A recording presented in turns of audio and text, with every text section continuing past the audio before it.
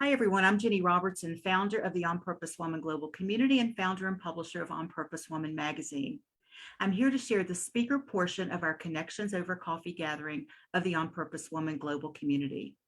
Andrea Hylen is speaking on Speak Up, Using Your Voice to Change the World. Andrea is a somatic-intuitive coach, a ritualist and ancestral lineage healing practitioner, an author, and the founder of the Incubator for cultural creatives and the nonprofit Heal My Voice. Her passion is helping people to heal intergenerational trauma and step into greater leadership in their lives. She has a mailbox in Santa Monica, California, and lives a house free lifestyle while working with people around the world. So that's another talk on its own, isn't it, Andrea? How you came to that. So maybe we need Yes, to it do that is. sometime. So, Andrea, thank you for being here. And whenever you're ready. Oh, and what a great idea, Jenny. Thank you. Those ideas just keep coming. That's one of the things about being in these on purpose women rooms is that the ideas just keep sparking by things that we're saying.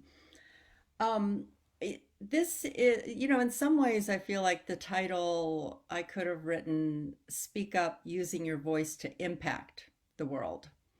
And in many ways, that's what this talk is about. And as we were, I know this is out in Facebook land and also it'll be on YouTube and all that. But in our group today, we went in and we were talking about what do we stand up for? What are we willing to stand up for? What's important? What do we value? And so in some ways today this talk is a stirring of questions. And I hope that as I share some of my words that you just think about it. Think about it for yourself because that is part of speaking up and using your voice to change or impact the world. It's a huge topic. And for anyone who has ever felt a strong desire with a big vision, like I'd like to teach the world to sing in perfect harmony. It's like it can be daunting and even stop you from taking one step forward because it is so big.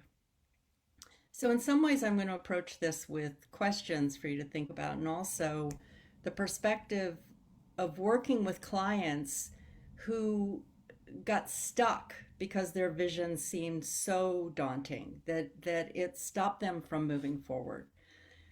All right, so the first thing to think about is your big vision and the ripple effect.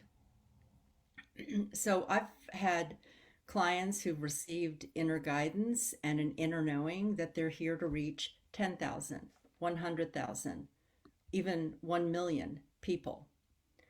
And I've had clients who started focusing on increasing their followers on social media and standing on a stage. Where do I stand on a stage that's a huge venue? Or I need to write a book and sell 1 million copies. And they stop moving forward because it seems so big that they have to write this book first. They have to have the landing page with the algorithm in order to reach people. And I would say if you've received that kind of big vision, hold that vision and then start to think about the ripple effect. I have a client who recently, well, okay, this client coaches women executives who are mothers. And one day we were on the coaching call and she was thanking me for teaching her how to hold space for a group of women to be vulnerable and powerful. But here's the thing, I didn't teach her, I showed her. She would come into the Heal My Voice circles, she'd come into the incubator circles, and once a month we would get together and she would listen. She would have her voice in there. And so, what I was doing was demonstrating for her. I was using my voice to demonstrate for her how to allow for silence in a group and how to receive a woman's words with a simple thank you.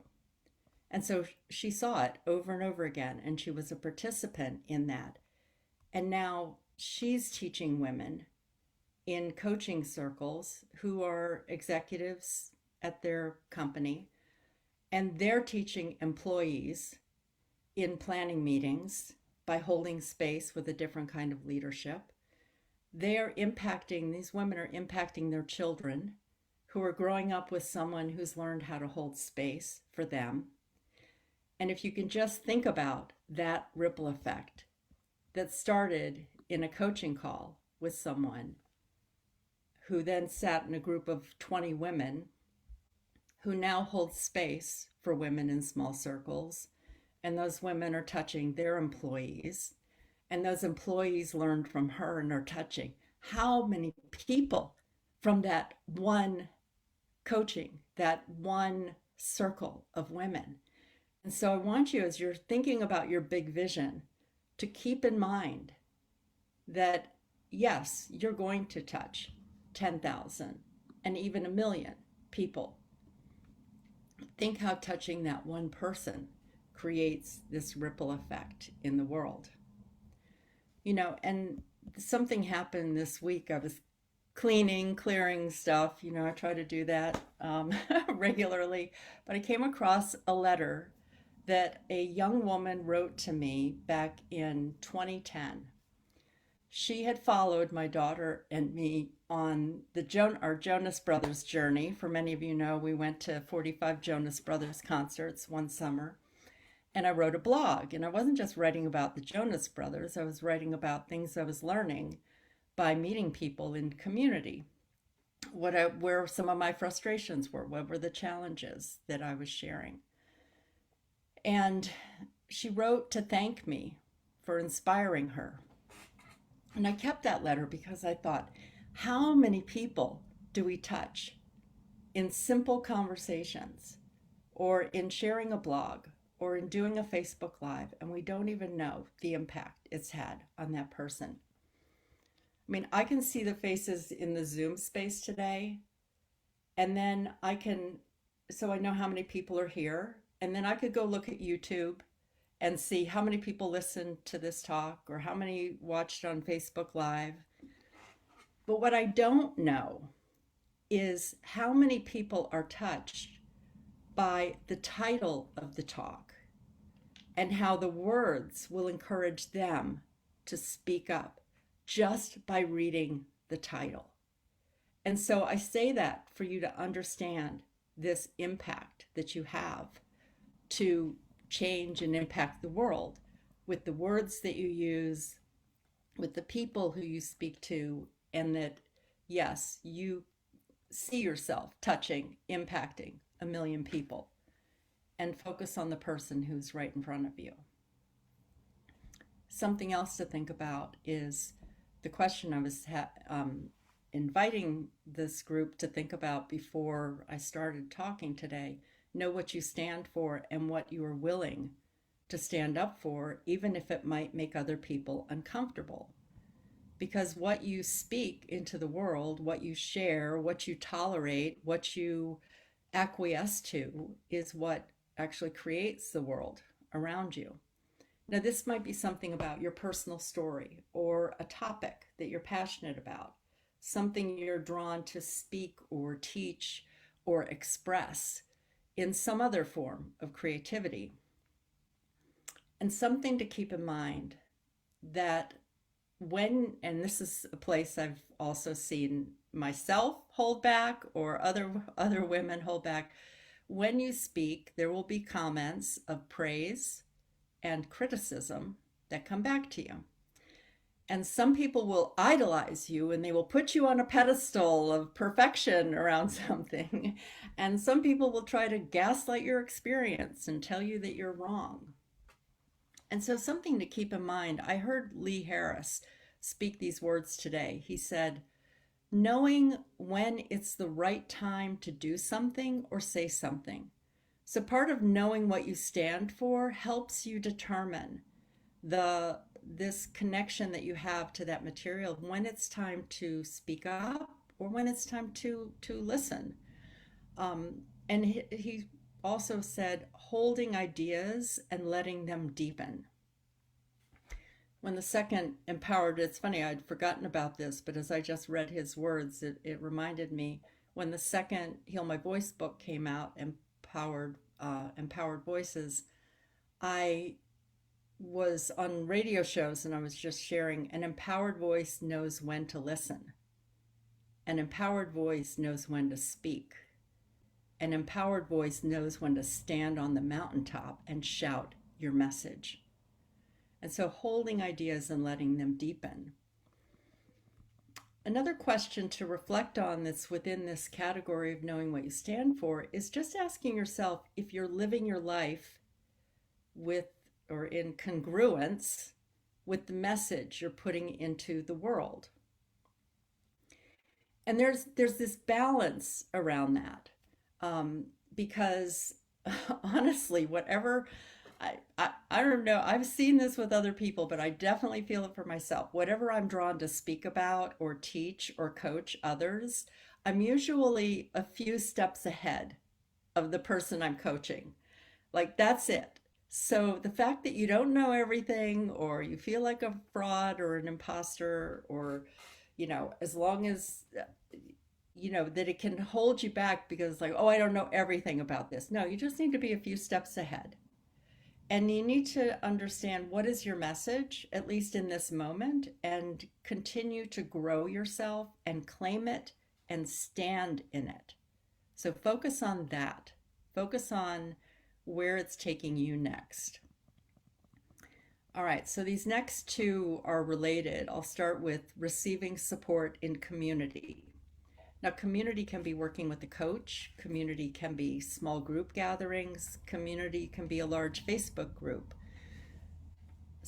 Someone a few weeks ago in one of the breakout rooms said to me, "You always seem so confident when you speak." And I thought, wow, thank you. I many times come with butterflies or I'm not sure, I just start speaking. But you know what? I've become more confident speaking definitely in the Heal My Voice groups in the Incubator, because even though I'm the one who usually will start a community call with 10 to 20 minutes of some kind of riff about patterns I'm seeing or things I'm noticing in the group or topics that are coming up, I also sit back and listen and I learn from the women in the group. So the confidence comes from both of those things. So getting support is having a place to speak, but also having a place to listen and learn. And I learned from everyone in this group. So some of the qualities in community to me are safety, confidentiality, boundaries with words like, we're not here to fix each other, no one is broken, and your voice matters. And the other thing is after women speak in a group, the only words are thank you. It's not about approving, disapproving, it's about holding space for what they want to share. So that's been really important for me, being in groups where I could just speak that it isn't critiqued, that I get to practice.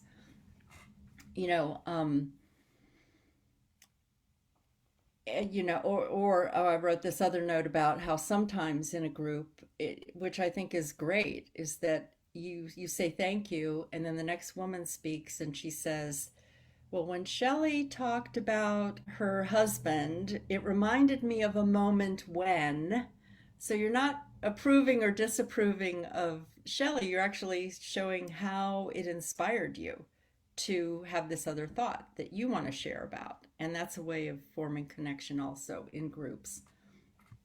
Um, and something I wanted to share also about speaking up and receiving support in community. Something I really wish I had had after my husband died 17 years ago was, and I was cleaning up the details of his life and selling his business. I wish I had had a coach.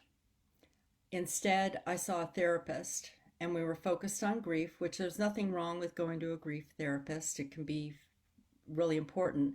But I went because I was trying to get rid of the grief. I was trying to fix the grief. Something's wrong with me because I'm still grieving here. But what I really needed was someone who could listen and cheer me on with tasks and encourage me to keep using my voice and then hold the space for the grief that came up that was never going to go away totally, that it would pop up at weird times, even. And so that's another importance, whether it's with an individual who is part of your community or it's in a group.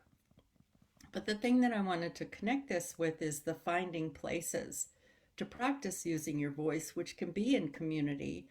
And I want to just highlight that one of the benefits of membership in the On Purpose Woman global community here is these 3-minute and 5-minute featured speaker opportunities every month.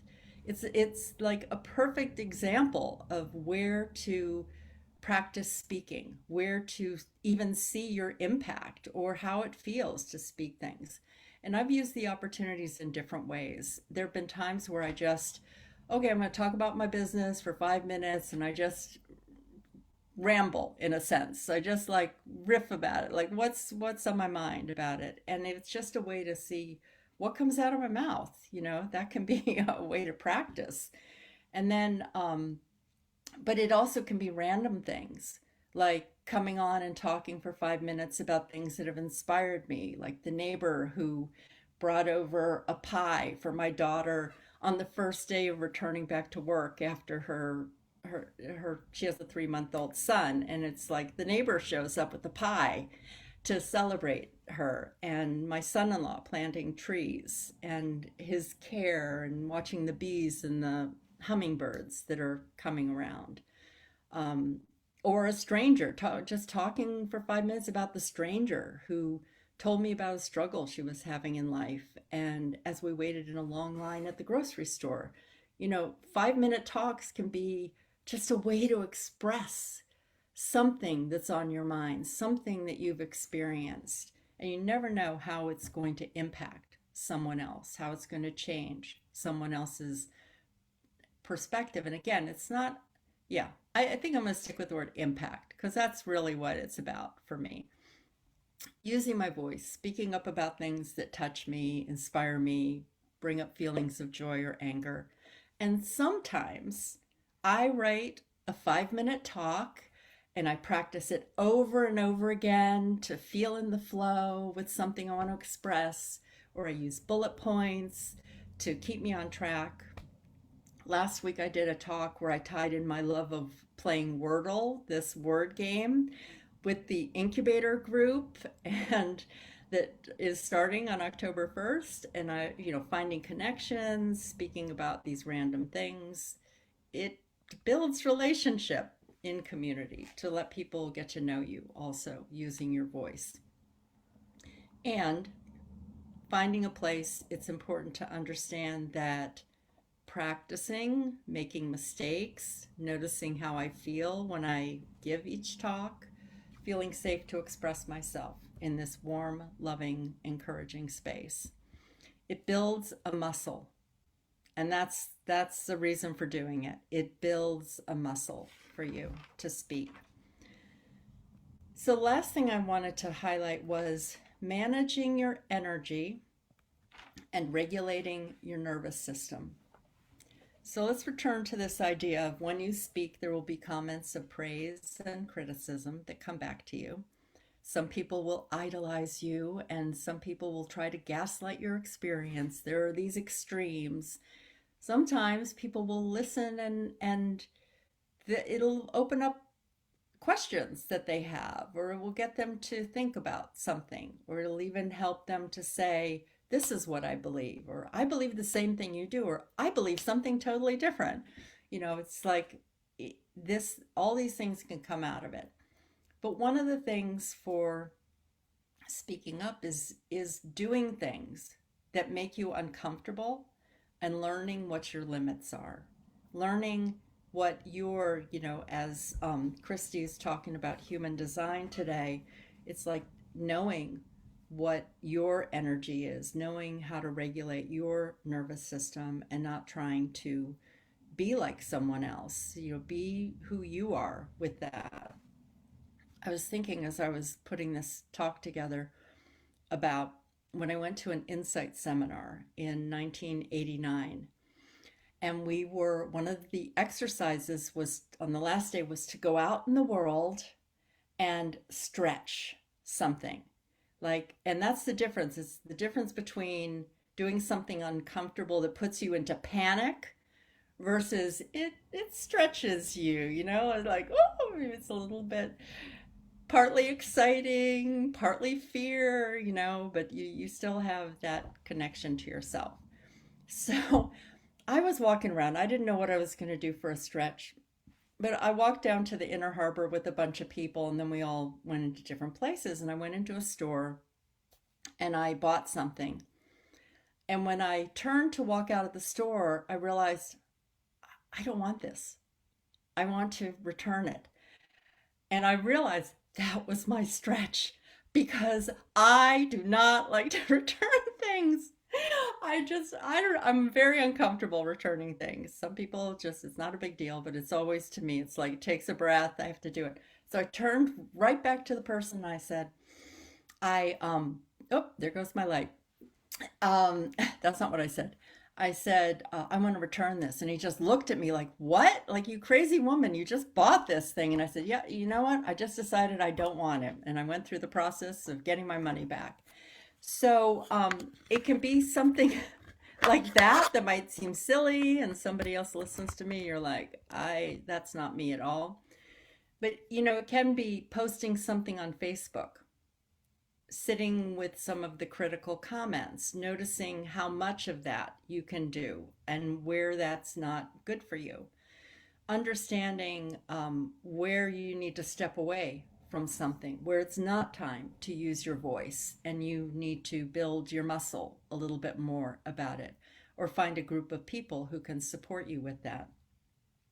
Knowing if you are a one-on-one person, that your preferred method is interacting with people one-on-one or a small group, or is it a stage with 20 people in the audience, 50 people, 1,000 people, 10,000 people, 100,000 people? What is your method? What is important for you in managing your energy? So feeling grounded in your message and practicing using your voice. I was thinking about I'll just wrap up with this last thing. I was thinking about the taboo topics that I've been writing about. And the first one that I wrote about was grief. And I've been on a journey with grief since I was 4 years old. I have looked at that topic. I have experienced a lot of grief. I lost a brother when I was 4. I lost a son who was 19 months old, and my husband died when he was 60. And all of these things, I learned a lot about grief. And so I knew that the first taboo topic of grief was something I could stand in, that I can listen to other people's experiences of grief. I have my own experience of grief. And so sometimes you start with the thing that you just know really well. And this 7th article I've written about politics came from a lot of exploration around that, but it's the 7th one.